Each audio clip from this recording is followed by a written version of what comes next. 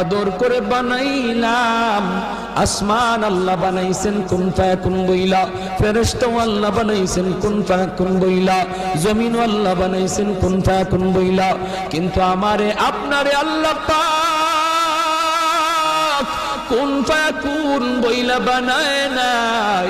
আমাকে আপনাকে যখন আল্লাহ বানাইছে, খালাকতু বিয়াদাইয়া, আল্লাহ বলে আমি আমার নিজের হাত দিয়া বান্দা বান্দিরে বানাইছি।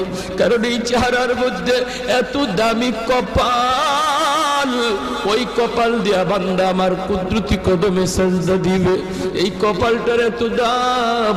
এই কপাল কুন ফায়াকুন বললে হয় না, এই কপাল ফেরেশতাদের হাতে বানাইলেও হয় না, আমি আল্লাহ নিজের হাতে বানাইছি।